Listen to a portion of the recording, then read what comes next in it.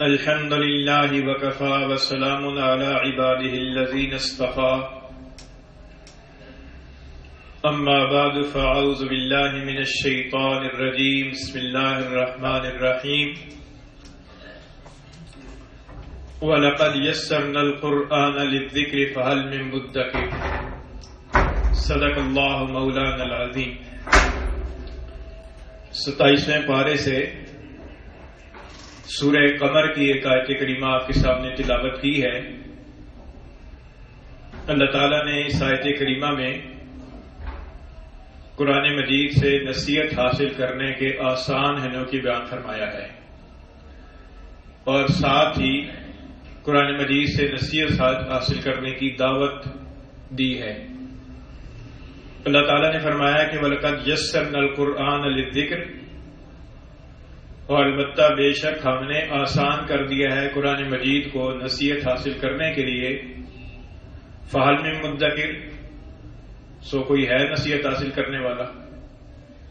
اس سے یہ معلوم ہوتا ہے کہ اللہ تعالیٰ یہ چاہتے ہیں کہ ہم قرآن مجید کے اندر غور و فکر کر کے قرآن مجید سے نصیحت حاصل کریں، اور اسی وجہ سے اللہ تعالیٰ نے قرآن مجید سے نصیحت حاصل کرنے کے معاملے کو اتنا آسان فرما دیا ہے۔ اس نصیحت کے حاصل کرنے کے لیے عربی دانی، عربی کا جاننا یہ ضروری نہیں ہے۔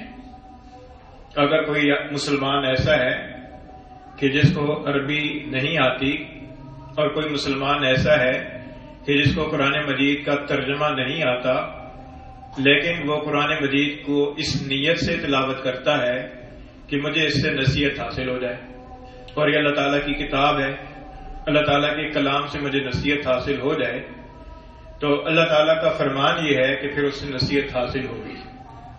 اللہ تعالیٰ نے اس نصیحت کو آسان فرما دیا ہے۔ تو اس سے یہ معلوم ہوتا ہے کہ قرآن مجید کی تلاوت سمجھے بغیر بھی فائدے سے خالی نہیں ہے۔ قرآن مجید عام کتابوں کی طرح نہیں ہے کہ عام کسی انگریزی کتاب کو یا فارسی کتاب کو یا کسی دوسری زبان کے اندر لکھی ہوئی کتاب کو جب تک سمجھ کر نہ پڑھا جائے تو فائدہ حاصل نہیں ہوتا۔ قرآن مجید ایسی کتاب نہیں ہے۔ قرآن مجید اللہ تعالیٰ کی کتاب ہے، اللہ تعالیٰ کا کلام ہے، اور قرآن مجید کو اگر سمجھے بغیر بھی پڑھا جائے گا، تلاوت کی جائے گی، تو اس سے بھی پڑھنے والے کو فائدہ حاصل ہوگا۔ ایک فائدہ تو یہ ہے کہ قرآن مجید کے پڑھنے سے ثواب حاصل ہوتا ہے، جیسا کہ گزشتہ جمعۃ المبارک پر یہ بات عرض کی تھی کہ قرآن مجید کی الفاظ کی تلاوت کرنے سے ایک ایک حرف کی پر اللہ تعالیٰ کی طرف سے 10 نیکیاں عطا کی جاتی ہیں۔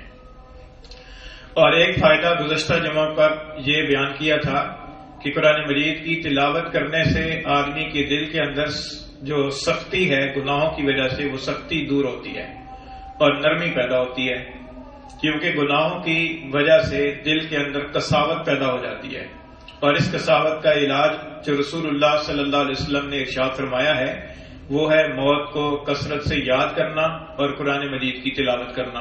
تو قرآن مجید کی تلاوت کرنے سے دل کی سختی دور ہو کر دل کے اندر نرمی پیدا ہوتی ہے، اور دل کے اندر آخرت کی طرف میلان پیدا ہوتا ہے، اور دنیا سے بے رغبتی پیدا ہوتی ہے، اور آخرت کی فکر پیدا ہوتی ہے۔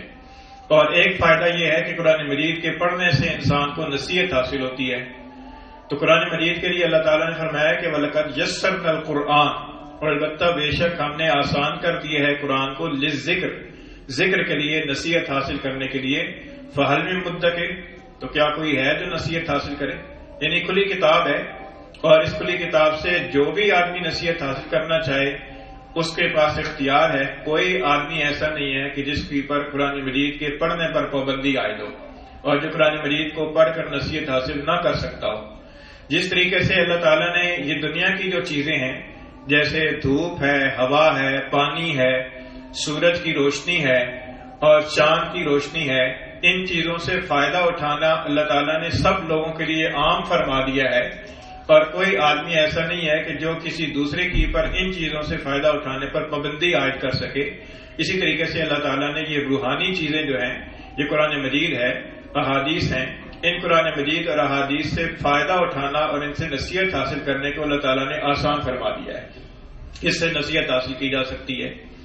اب یہاں اس آیت کریمہ کے اندر اللہ تعالیٰ نے قرآن کا لفظ ارشاد فرمایا ہے۔ یہ قرآن جو ہے یہ اس کتاب الہی کا مشہور ترین نام ہے، قرآن مجید۔ قرآن مجید کے اندر بہت جگہ پر قرآن کا لفظ آیا ہے۔ ایک جگہ اللہ تعالیٰ نے فرمایا کہ بل ہوا قرآن مجید، بلکہ یہ قرآن بزرگی والا ہے، فی لوح محفوظ، لوح محفوظ کے اندر۔ قرآن کو قرآن کیوں کہا جاتا ہے؟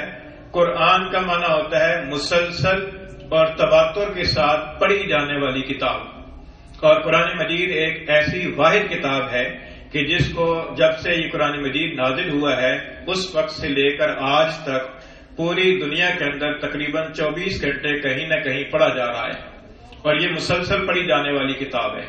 اور کوئی کتاب اس کے علاوہ ایسی نہیں ہے کہ جس صدیوں سے اس تسلسل کے ساتھ پڑھی جا رہی ہو کہ 24 گھنٹوں میں کوئی وقت ایسا نہ ہو کہ جہاں دنیا جہان میں کہیں نہ کہیں اس کو پڑھا نہ جا رہا ہو۔ یہ تخصیص اور یہ انفرادی امتیاز صرف قرآن مجید کا ہے۔ تو چونکہ قرآن کہتے ہیں تسلسل کے ساتھ تواتر کے ساتھ پڑھی جانے والی کتاب کو، اس لیے اس کا مشہور نام قرآن مجید ہے۔ بل ہوا قرآن مجید، بلکہ یہ قرآن مجید ہے فی لوح محفوظ۔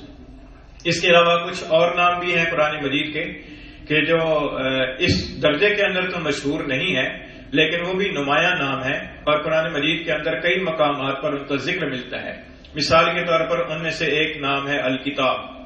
اللہ تعالیٰ نے فرمایا کہ ذالک الکتاب لا ریب فیہ، یہ کتاب ہے کہ جس کے اندر کوئی شک نہیں ہے۔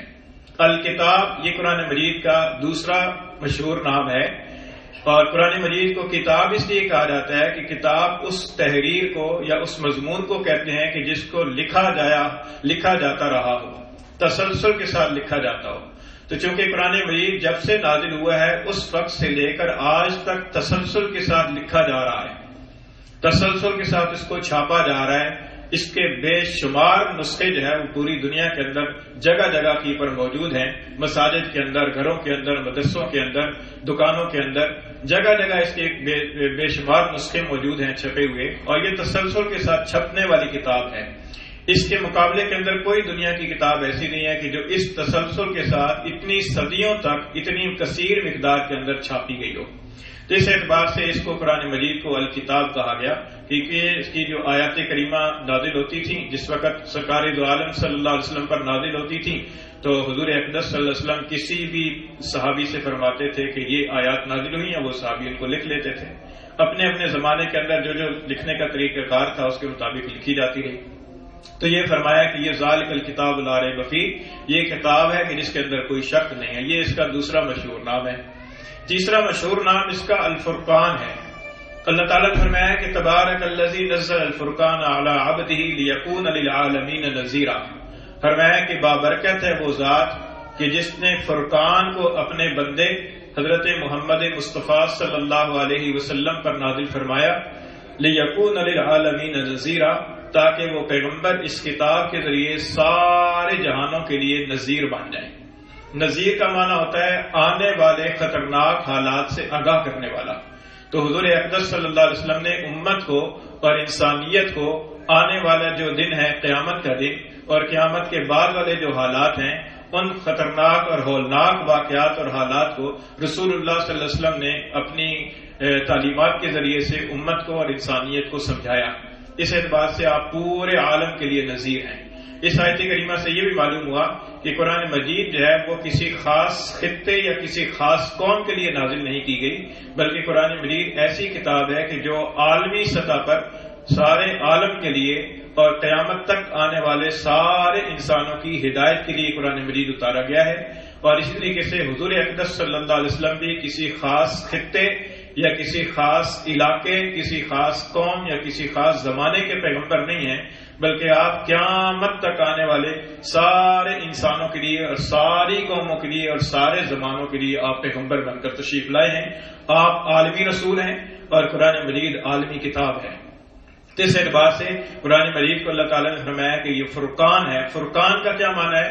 فرقان کا معنی ہوتا ہے حق اور باطل کے درمیان میں فرق کرنے والا ایک نمایاں اور ایک خاص قسم کا پیمانہ۔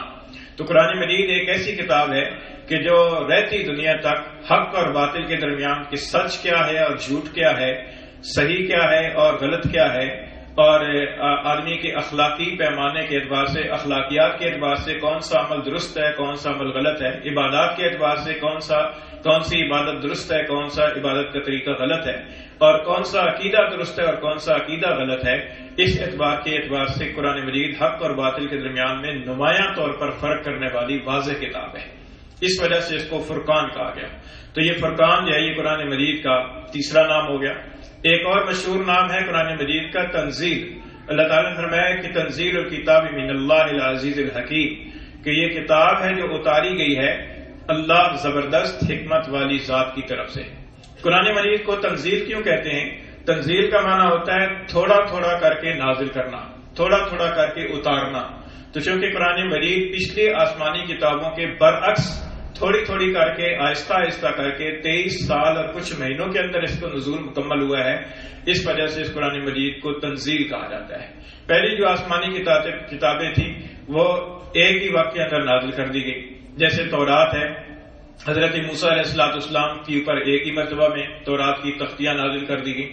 تو قرآن مجید ہے یہ تھوڑا تھوڑا کر کے نازل ہوا ہے، اور اس کے نزول کے اندر تقریباً 23 سال کا عرصہ لگ چکا ہے، کیونکہ حضور اقدس صلی اللہ علیہ وسلم کے اوپر جب پہلی وحی نازل ہوئی ہے غار حرا کے اندر، اس وقت سرکار دو عالم صلی اللہ علیہ وسلم کی عمر مبارک کے 40 سال بیت چکے تھے، اور خود عمر مبارک جو ہے وہ آپ صلی اللہ علیہ وسلم کی 63 سال تھی۔ تو باقی جو 23 سال کا عرصہ رہا ہے، اس 23 سالہ عرصے کے اندر تھوڑا تھوڑا کر کے قرآن مجید کا نزول مکمل ہوا ہے، یہاں تک کہ حجۃ الوداع اور اس کے بعد جا کر قرآن مجید کی آخری آیات اور آخری صورتیں نازل ہوئیں، اور تب جا کر قرآن مجید کی تکمیل ہوئی۔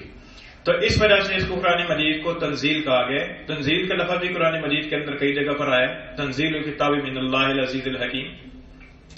اور ایک نام اس کا قرآن مجید کا ذکر ہے جو اس آیت کریمہ کے اندر بھی مذکور ہے۔ اس آیت کریمہ کے اندر ذکر کا لفظ تو مذکور ہے، لیکن نام کے طور پر ایک اور جگہ پر اللہ تعالیٰ نے ارشاد فرمایا کہ نحن نزلنا الذکر وانا لہ لحافظون، کہ بے شک ہم نے ہی اس ذکر کو اتارا ہے اور ہم ہی اس کی حفاظت کرنے والے ہیں۔ ذکر کیوں کہا جاتا ہے؟ ذکر دو وجہ سے کہا جاتا ہے۔ ایک کا ذکر کا معنی یاد کرنا، تو چونکہ قرآن مجید کو جب سے یہ قرآن مجید نازل ہوا ہے اس وقت سے لے کر آج تک برس صدیاں بیت گئی ہیں، اس کو تسلسل کے ساتھ یاد کرنے والے دنیا کے اندر موجود رہے ہیں، یہاں تک کہ آج کے زمانے کے اندر بھی لاکھوں کروڑوں افراد ایسے ہیں کہ جو قرآن مجید کو اپنے سینوں کے اندر محفوظ کیے ہوئے ہیں، اور اتنی ہی تعداد ایسی ہے کہ جو اس کی حفظ کرنے کے اندر لگے ہوئے ہیں، قرآن مجید کو یاد کرنے کے اندر لگے ہوئے ہیں۔ تو چونکہ ذکر کا معنی یاد کرنا ہے، اس وجہ سے قرآن مجید کو ذکر کہا گیا، کیونکہ یہ واحد کتاب ہے کہ جس کو اتنی کثیر تعداد کے اندر اتنے تسلسل کے ساتھ زبانی لفظ بلفظ حرف بحرف یاد کیا جا رہا ہے۔ اور ذکر کا دوسرا معنی ہے نصیحت۔ تو چونکہ قرآن مجید ساری کی ساری نصیحتوں بھری کتاب ہے، مواعظ کی پر مشتمل کتاب ہے، اس کی ایک ایک آیت اور ایک ایک جملے کے اندر نصیحت موجود ہے، اس وجہ سے قرآن مجید کو ذکر کہا گیا ہے کیونکہ یہ نصیحت والی کتاب ہے۔ اللہ تعالیٰ نے اس آیت کریمہ کے اندر بھی یہ ارشاد فرمایا کہ وَلَقَدْ يَسَّرْنَا الْقُرْآنَ لِلذِّكْرِ، کہ ہم نے قرآن مجید کو آسان کر دیا ہے ذکر کے لیے، یعنی یاد کرنے کے لیے بھی آسان کر دیا اور نصیحت کے لیے بھی آسان کر دیا۔ فَهَلْ مِن مُدَّكِرٍ، تو کوئی ہے جو نصیحت حاصل کرے؟ اب ہمارا کام یہ ہے کہ ہم قرآن مجید کی تلاوت کا معمول بنائیں، اور قرآن مجید کی تلاوت کرتے وقت میں یہ نیت ذہن میں رکھیں کہ ہم نے اس سے نصیحت حاصل کرنی ہے، اور یہ سوچ کر ہم پڑھیں کہ قرآن مجید کا جو کلام ہے، یہ کتاب اللہ تعالیٰ نے میری ہدایت کے لیے نازل کی ہے، کوئی اس کے اوپر عمل کرے یا نہ کرے لیکن میں نے عمل کرنا ہے۔ اس نیت کے ساتھ قرآن مجید کو کھول کر تلاوت کریں اور قرآن مجید سے نصیحت حاصل کریں۔ اللہ کے فضل و کرم سے امید ہے کہ انشاءاللہ قرآن مجید کی آیات کریمہ سے ہمیں بھی نصیحت حاصل ہوگی، اور اس کے ساتھ ساتھ اس نصیحت کے اوپر عمل بھی کرنا چاہیے، کیونکہ اصل قرآن مجید نازل ہوا ہے عمل کرنے کے لیے، اور اس کے احکام کو سمجھنا بھی چاہیے، اس کے لیے علم بھی حاصل کرنا چاہیے، قرآن مجید کے تراجم اور تفاسیر کو بھی پڑھنا چاہیے۔ لیکن بنیادی طور پر اگر کوئی آدمی ترجمہ جانے بغیر بھی اس کو نصیحت کی ارادے سے انشاءاللہ پڑھے گا تو انشاءاللہ تعالیٰ اس کو نصیحت حاصل ہوگی۔ اللہ تعالیٰ سے دعا ہے کہ اللہ تعالیٰ نے عمل کی توفیق عطا فرمائے۔ وما علینا